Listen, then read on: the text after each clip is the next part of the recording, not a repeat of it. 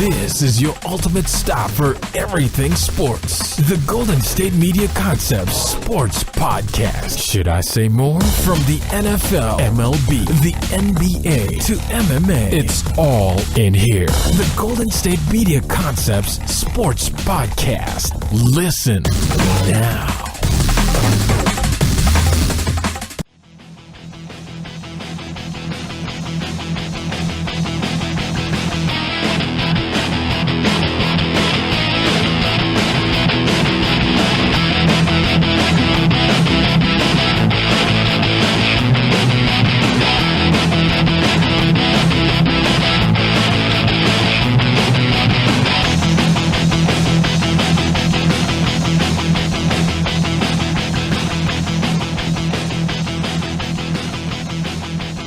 Hello, everybody, and welcome to the GSMC Sports Podcast, brought to you by the GSMC Podcast Network. I'm your host, Jeff Malinoff. Pretty eventful weekend, I would say, in the world of sports. We got some NFL Combine stuff, some very entertaining stuff there.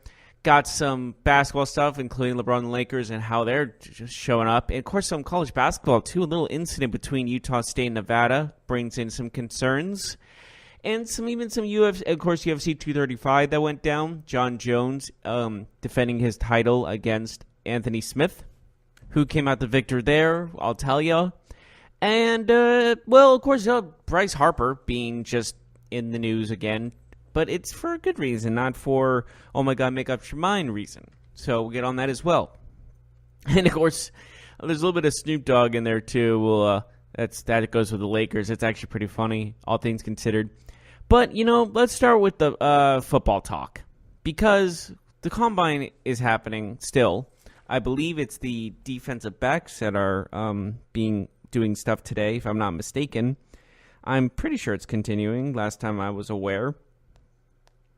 And, yes, the DBs take the field today for the Combine for the defensive back drills. So look at Greedy Williams, Taylor Rapp from Washington, of course, Deontay Thompson from Alabama. So a lot of good quality players in the defensive back category that are going to be competing in the drills today. But, who really took the Combine world, if you will, is DK Metcalf. The man is not only looking like the Hulk, if you will. He looks like just the most intimidating person on the planet. He's also proving it on the field as well, as he did 27 bench presses in the wide receivers, and I'm pretty sure I did my research, and the closest one to him was like 16. So he almost doubled the person second place of most bench press reps. No surprising, since he has muscles on top of muscles on top of muscles with a side of muscles.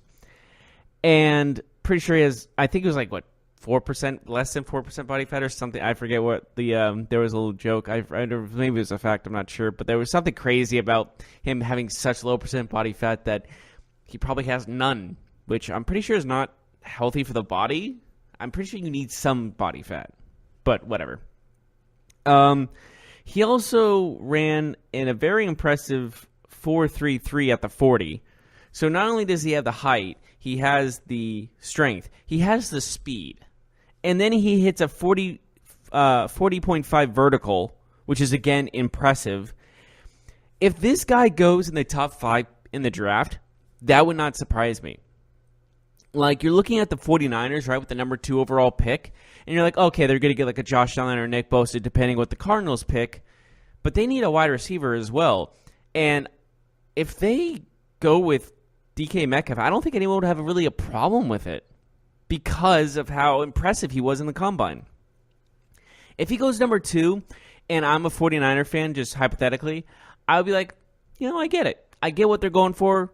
You can always find another edge rusher, but you can always find another wide receiver too. But this kid seems very special. I mean, the guy is just on another level of terrifying when it comes to just on paper, the looks, I guess you can say. I mean, he's only 21. He's 6'3", 228 pounds of pure muscle.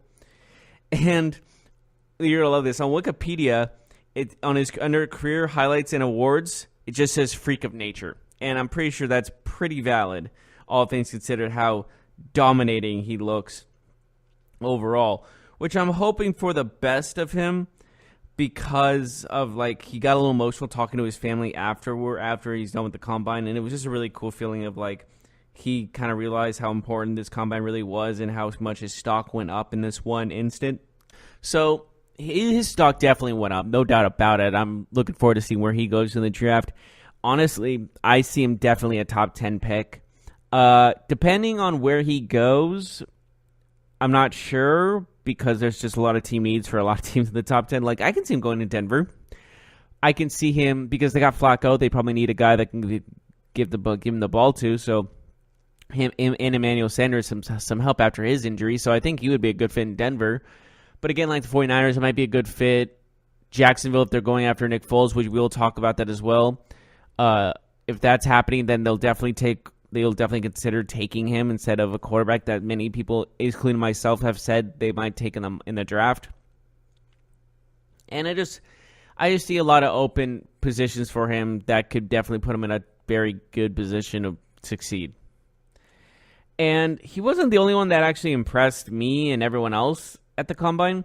Quinnen Williams, the defensive lineman from Alabama, ran a 4.83. And that doesn't seem too fast, all things considered, because usually when you hear fast 40s, it's 4.2, 4.3, and all that good stuff. His 40, he ran faster than both Sam Darnold and Baker Mayfield.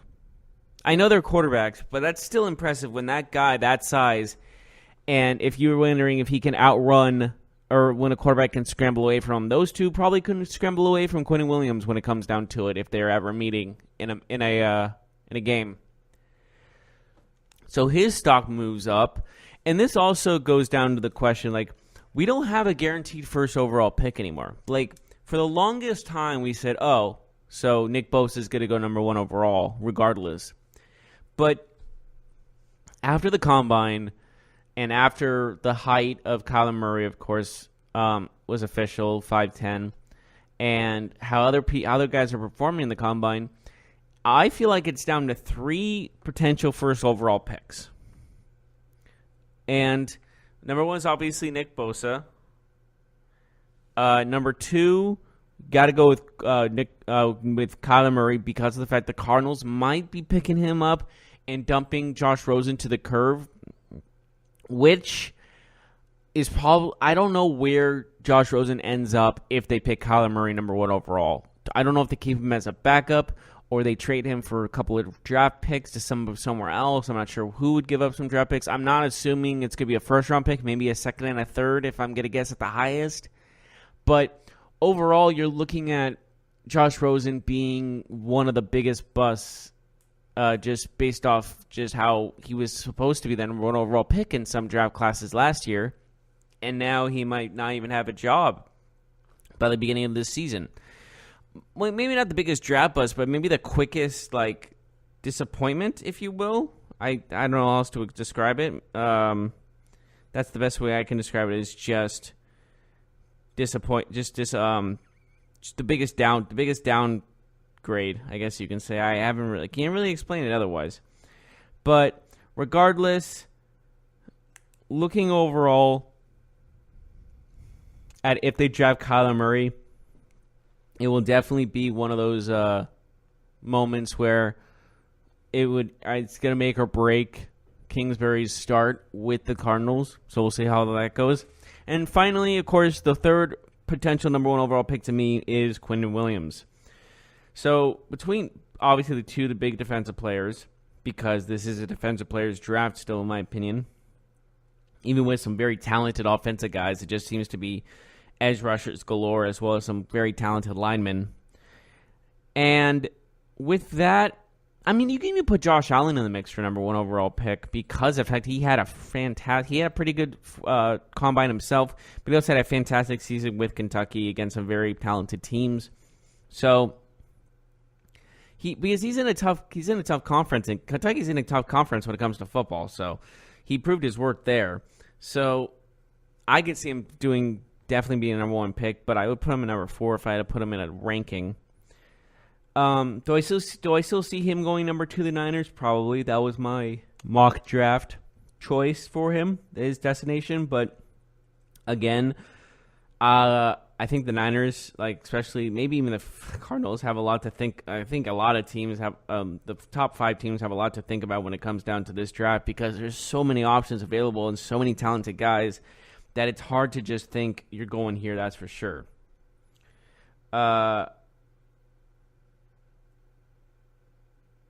But regardless of how everything goes down before the draft, I think that the Cardinals are probably in the more pressured position, not just because they have the number 1 overall pick, because they have a brand new head coach, kind of a new scheme and everything. He needs to nail this pick, whether it's a defensive guy or a quarterback. If it's a quarterback, there's a lot more pressure on Kyler Murray than there has been on most quarterbacks going into, because this is a first-year coach with a first-year quarterback, and you're getting rid of a rookie quarterback of last year. So I don't think that's ever happened before. If it has, I would love to know. I'll look it up, but I don't think that's ever happened where a first-year coach picks a first-year quarterback and gets rid of a one-year quarterback they just drafted the year before.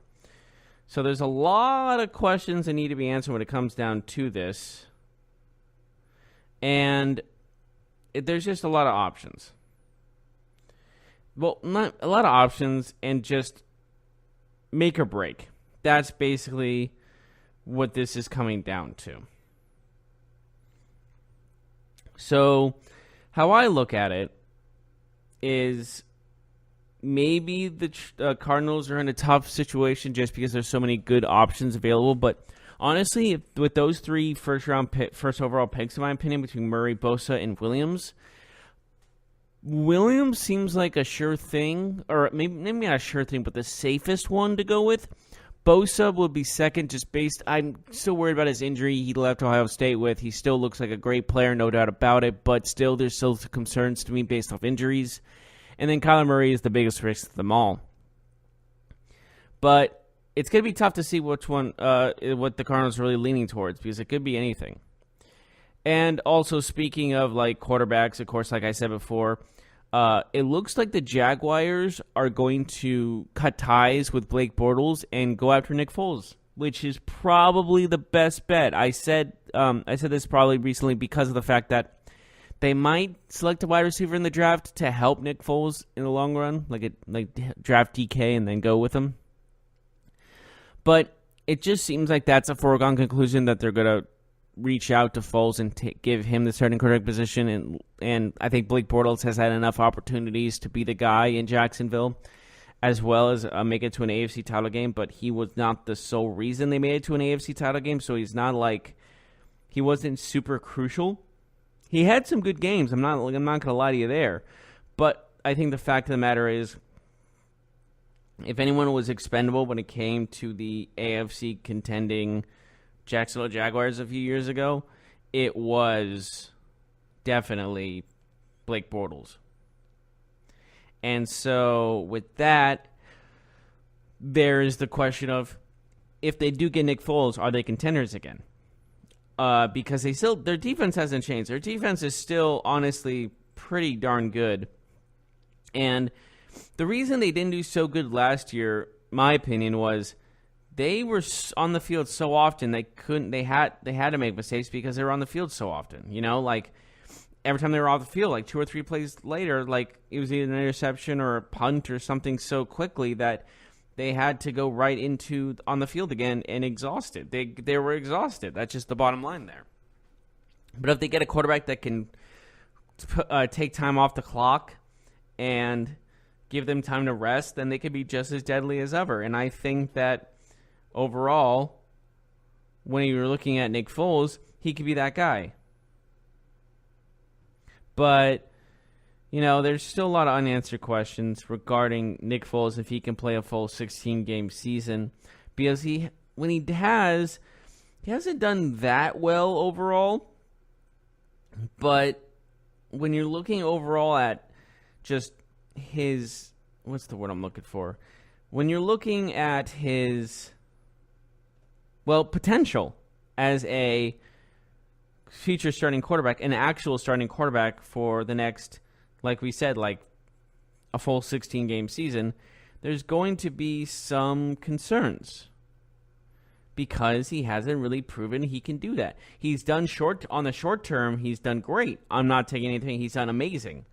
But 16-game season rather than let's say, just a playoff run and maybe 5-game season over like the max really shows a big question mark in his stamina, if you will. Like, can he go throughout the entire 16-game season and help this team get to the playoffs?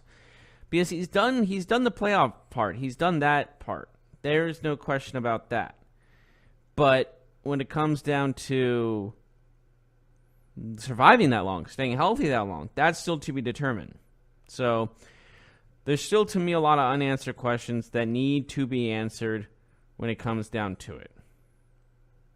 But honestly, any day of the week, I would pick Nick Foles over Blake Bortles. I think that's an obvious statement. One of them won the Super Bowl against the New England Patriots.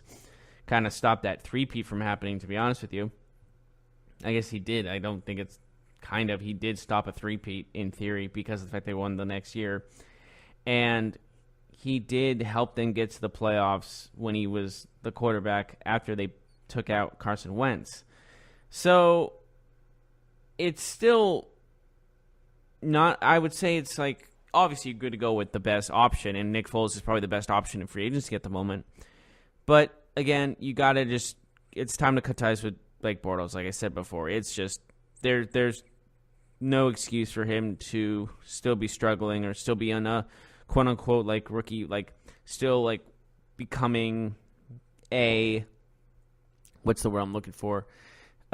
Still going, like, trying to feel the ropes or get used to how the NFL works. He's been here for multiple years. It's time to consider that he's just not that good. And when it comes down to it, that's just the way it is. He's just, I would say he's a bust. I think it's official. If they got rid of him now, I think he's officially a bust. Yeah, he went to the Eastern Conference Finals one time, but it wasn't him. His defense carried him. Because, remember, nothing against Trent Dilfer, I'm saying first of all, but Trent Dilfer was a Super Bowl winning quarterback with arguably the best defense of all time. So, if you have a good defense, they can carry you to success. And that's kind of what they did there. The Jacksonville Jaguars did, at least in the AFC, going to the AFC Championship game. They almost won that game, granted, but I think bottom line is he's just not going to be the guy that gets him over the hump. Just that's that. Nothing really more to it other than that. And with that, I will say the next thing for Blake Bortles to do if he does get cut, which sounds like it's going to be a foregone conclusion, is he's going to probably be a backup somewhere. Not sure where, but he will be a backup somewhere. But we're going to take a short break for the time being, and when we come back, we'll talk a little bit about basketball. And then after that, we will do some UFC talk, as well as some disturbing soccer news. And anything else we need to discuss, we will. So we'll be right back right after this.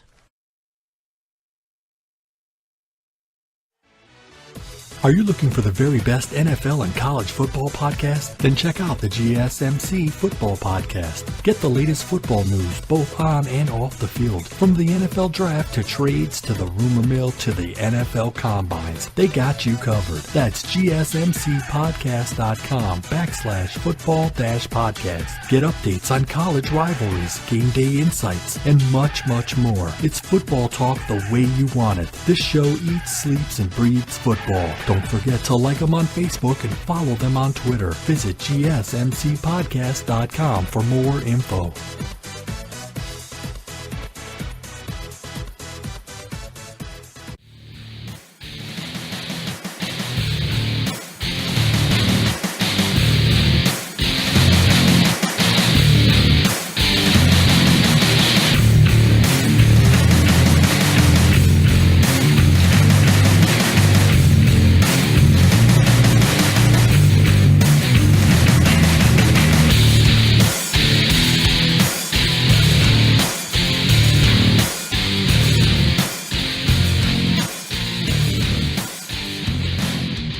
Welcome back to the GSMC Sports Podcast. Just finished up with some football talk.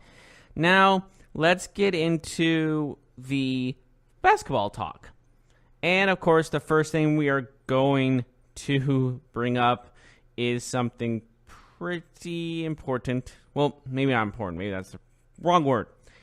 But interesting, to say the least. Because when we started this whole NBA season, the biggest talk, of course, was LeBron James being a Laker and instantly making them a contender. So when that was just a given because of the fact he's been to 8 straight he's been to every final since 2011. So it's almost like he was guaranteed a spot when it came down to it with the Eastern Conference. But now he's going to the Western Conference. Is he still going to make it? There was a lot of unanswered questions there. Well, those questions are in the doubtful range at the moment. Because when you're talking about him now, the Lakers, I mean, Saturday, was kind of rock bottom, if you will, for the Los Angeles Lakers.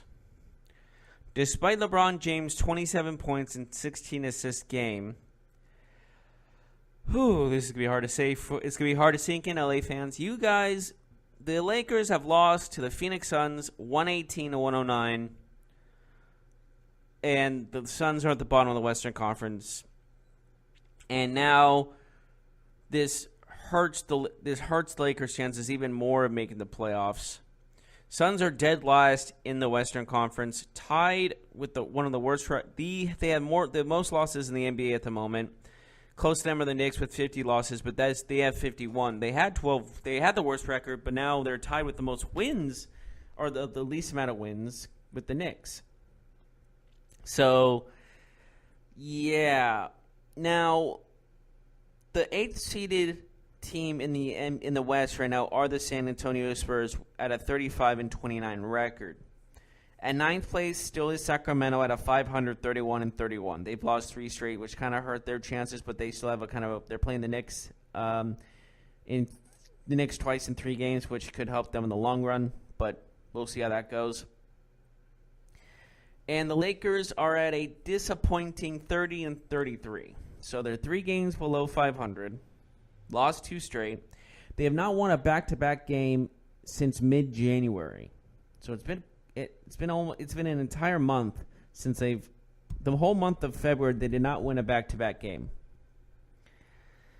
So the question remains, is it time for us to say the Lakers are not making the playoffs? Is it, okay, maybe it's a strong word. Is it time to rule them as a strong possibility that they will not make the playoffs? Or since it's still LeBron, do we give them the benefit of the doubt? Because this is an interesting thing we're crossing here. Again, we have not seen LeBron not in the playoffs since 2004, and that was his second year in the league.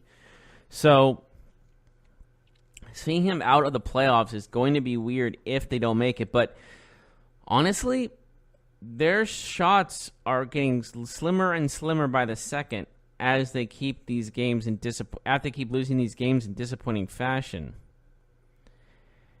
And especially against a certain worst team in the NBA to the Suns, that hurts their chances more than anything else. Just because of the fact, when you lose convincingly like that to the worst team in the NBA, or tied as the worst team in the NBA, and lost by almost 10.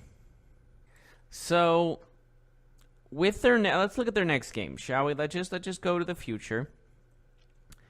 As of today, they play the Clippers, who are fighting for that 7th, 8th seed in the playoffs. So this is, honestly, if I had to make a point here, this might be a must-win game for the Lakers if they want to stay even in near contention for the playoffs.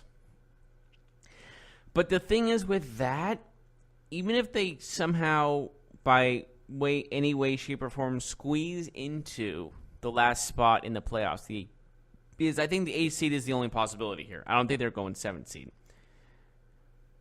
If they get there, they will have to play the Warriors. Is that just a sweep waiting to happen? Probably. I mean, a Warriors team that's stacked to the gills and, a very weakened, I'll say that straight up, weakened LA team.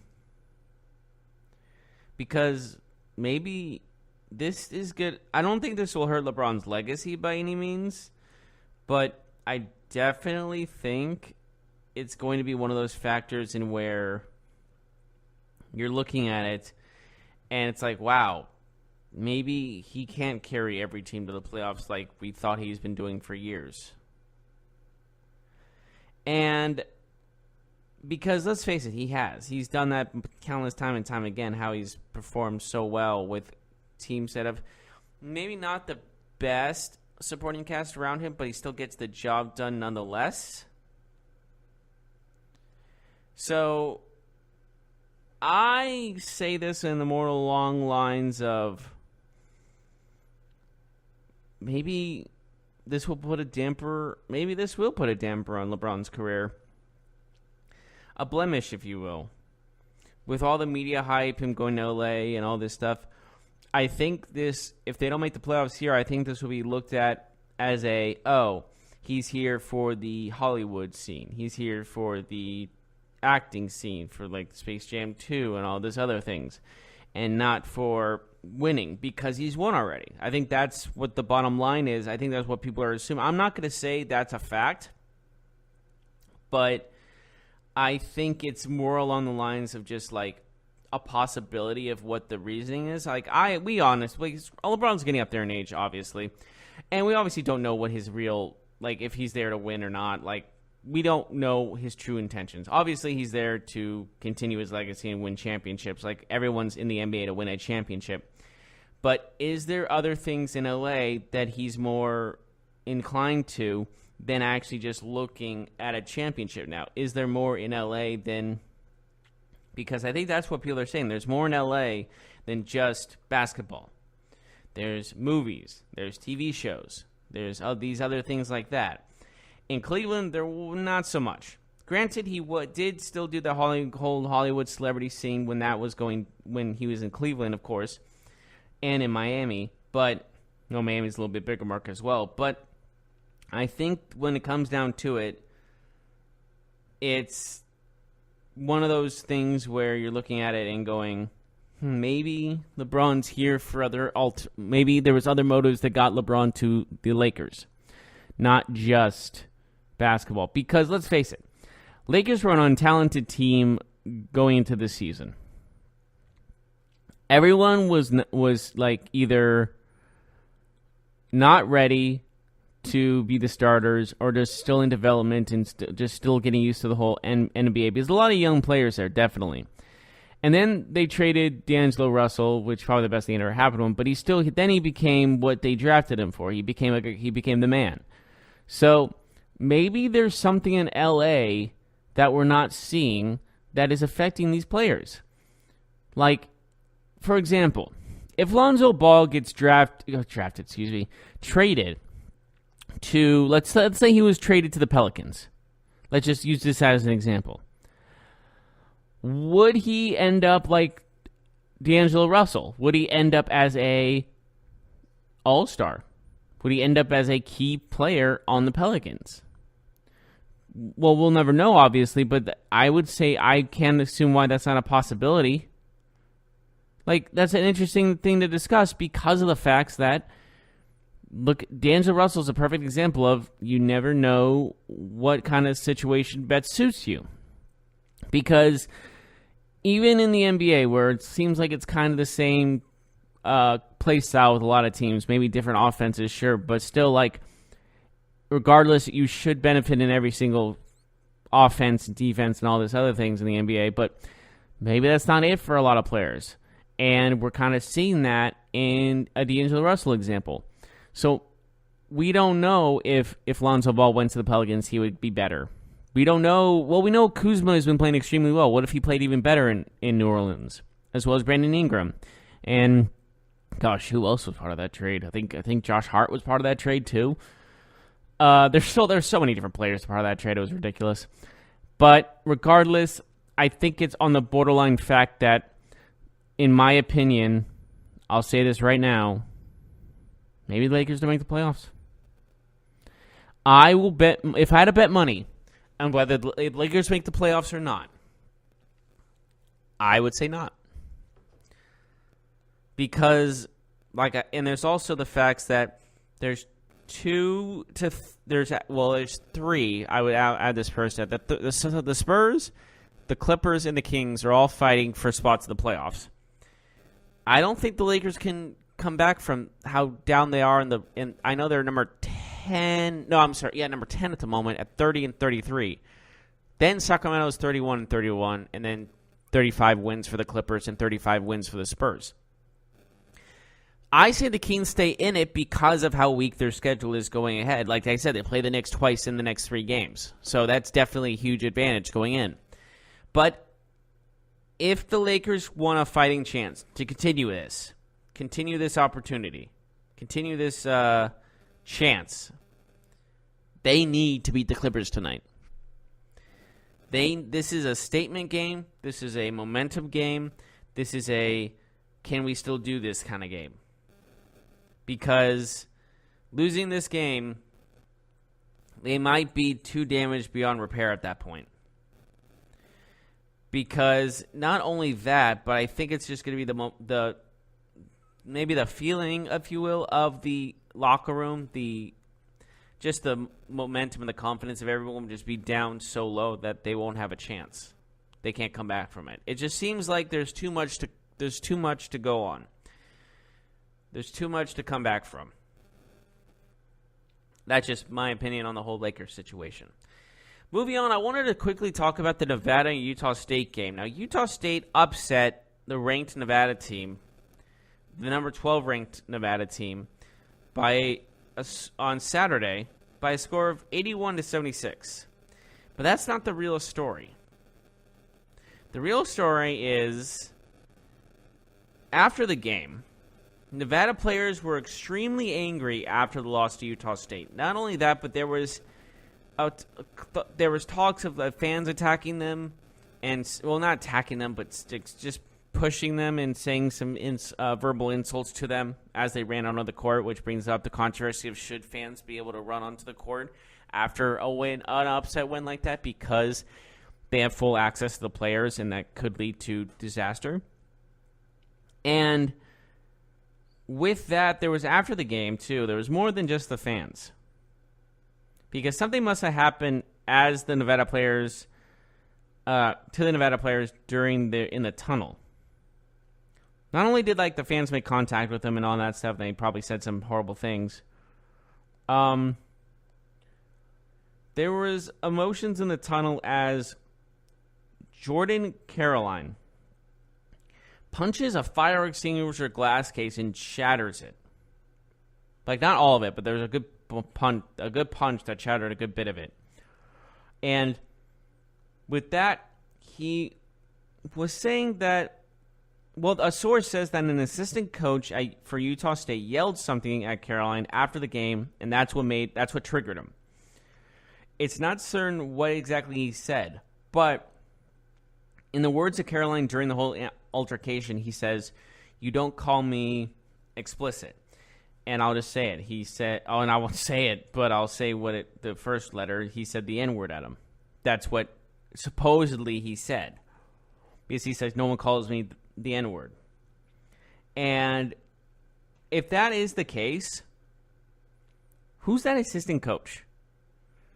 And if the coach actually did say that, if he admits to that, he should be fired. Because that's a coach saying that to a college student, regardless if he's on the opposite team, regardless of anything, should never be allowed. That is disgusting. That is inappropriate, especially using that kind of language. The N-word is crossing a line.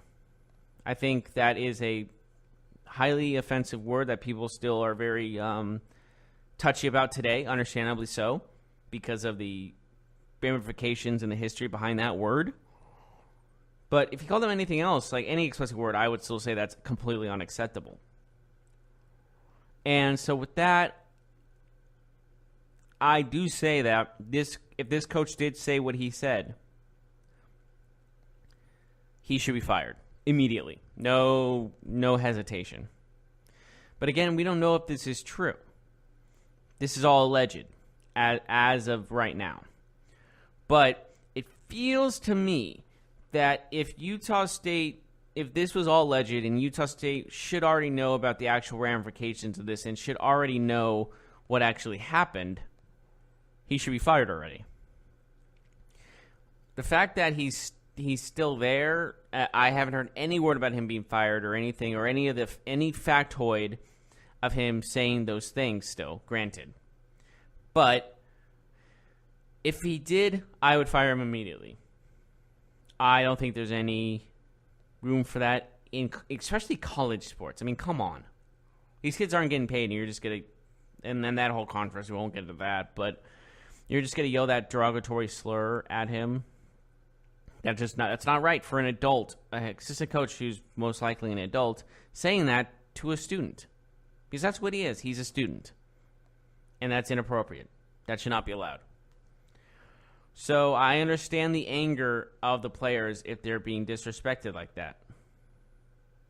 So that's just my case on it. But we are going to take a short break.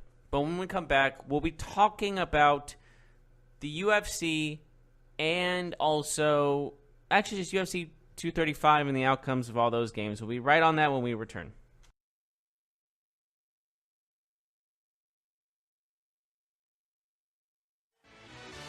Check out the show that's built on the MMA. From the UFC to extreme cage fighting, they got the fights covered. Check out the GSMC MMA podcast. Get the latest news on past or upcoming fights. Join us as we talk to and about some of the biggest names in the MMA, past, present, and future. When it's the fight game, there's just one show to check out. GSMCpodcast.com/MMA-podcast. Don't forget to like them on Facebook and follow them on Twitter. Visit GSMCpodcast.com for more info.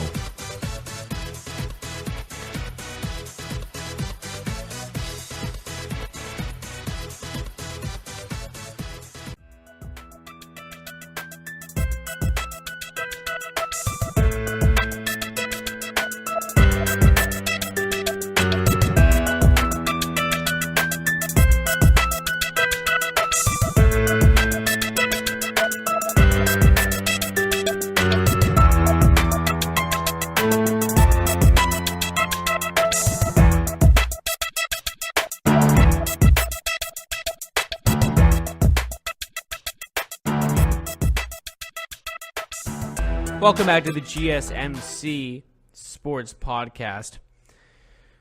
We are at the final countdown, if you will, of today because of the fact we finished up football, basketball. Now let's get into the other good stuff.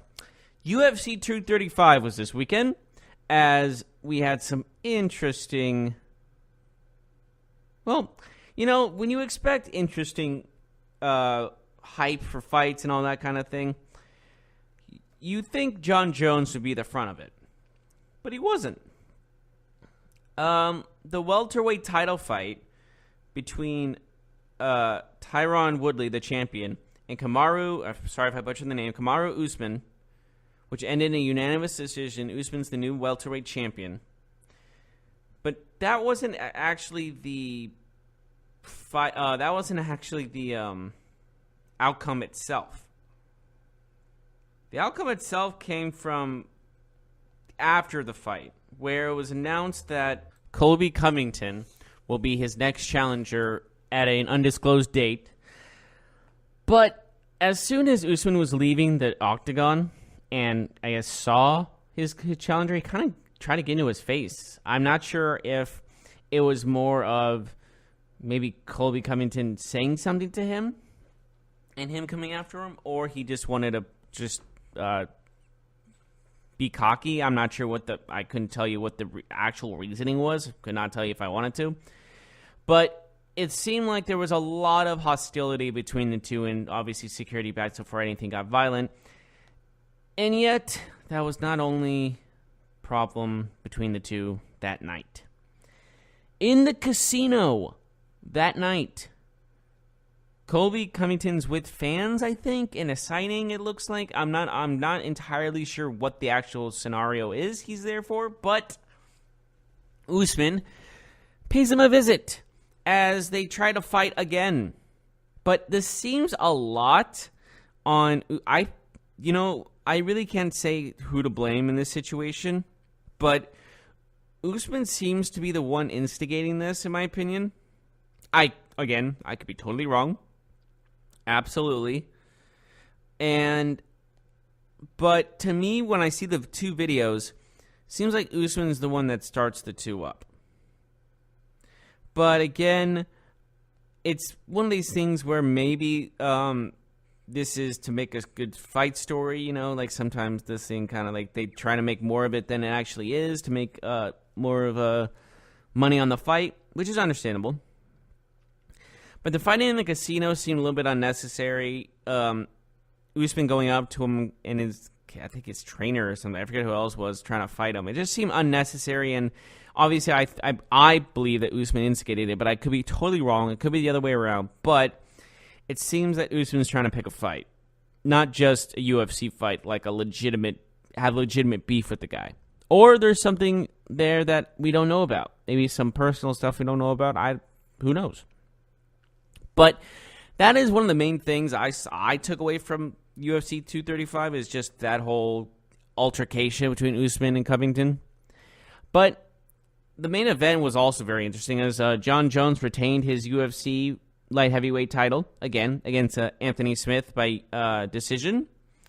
And again, this just seemed the fight was going John Jones' way. It just shows how dominant he is as a fighter. Regardless what he is out of the octagon, his trouble with the law and all this stuff is controversial, and obviously it's you can't agree with it. I can't agree with it, obviously, because it's sometimes wrong.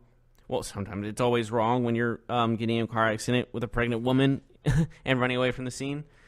So, and of course his failures of multiple drug tests and all these other things, but still, it doesn't deny the fact that he's a tremendous fighter and he's extremely talented, and he has the belt, and he's going to probably hold on to the belt for a good bit now, but he does retain it against Anthony Smith. Didn't really seem like the right kind of challenger because it feels like it was all John Jones. I didn't see much of a fight from Anthony Smith, but again, maybe the judges agreed because it was a decision win for him. But again, regardless, I think that UFC 235 was a pretty good show. I really enjoyed I enjoyed the Usman-Tyron Woodley fight. I know it was all Usman, but I enjoyed it. I also enjoyed the John Jones fight, just seeing him, even with all the stuff that's been going on in like outside the octagon for him, like all the law trouble and stuff like that. He still is an unbelievable fighter, and he hasn't let that affect him. Even like in his fights against Daniel Cormier, you could tell that he always had this thing where he just, regardless of it, he was amazing in the octagon. And I see it more along lines of perseverance, maybe, or just like God-given ability. But he proves people wrong every time he steps on the octagon. When people think, "Oh, this whole thing outside the octagon is going to affect him in the fight," and it never has. The only time he lost was that one DQ controversial loss because Steve Mazzagatti was the official, and he was doing these 12-6 elbows, but the guy he was fighting was deaf, and Mazzagatti tried to ask him if he can continue, but the guy couldn't understand him. So Mazzagatti called the fight and called it a DQ. So that's the only blemish on John Jones' record. So technically, he should be undefeated. Well, he is undefeated. He's never been lost by decision or knockout or submission. So those are the three big ones. So regardless, that's the thing. And moving on from the UFC, that was a little brief UFC, but we got some interesting news here based off Bryce Harper and his Phillies. Since it's been 24 hours since his jersey became available, I guess you can say. And it has become the number one selling jersey of all time in any sport for a player during his first 24 hours of the jersey being available on the new team. And that is absurd. like all time. And yeah, he's a Philly now, and he's wearing number 3. It's kind of like Allen Iverson a little bit, but I didn't expect it to be at launch this successful. So it's a new jersey, a new number, and all those other things. So definitely interesting. Good start for Bryce Harper so far with the Phillies, as he's going to be there for 13 years. There's no opt-out or anything like that. So his only way out is through trade. But again, they would have to agree with a trade that would just blow the minds of the Phillies, where they say, we cannot say no to this offer. But that is a tall glass to order. So with that, I think we're done for the day. Thank you so much for joining me today. And tune us in tomorrow. We'll have some more stuff. Maybe the Lakers, we'll see if the Lakers won or lost and see what their destiny leads going into the playoffs and other news that will happen in the next 24 hours. But as always, I'm Jeff Malinoff, and I'll see you next time. You've been listening to the Golden State Media Concepts Sports Podcast, part of the Golden State Media Concepts Podcast Network. You can find this show and others like it at www.gsmcpodcast.com. Download our podcast on iTunes, Stitcher, SoundCloud, and Google Play. Just type in GSMC to find all the shows from the Golden State Media Concepts Podcast Network, from movies to music, from sports to entertainment, and even weird news. You can also follow us on Twitter and on Facebook. Thank you, and we hope you have enjoyed today's program.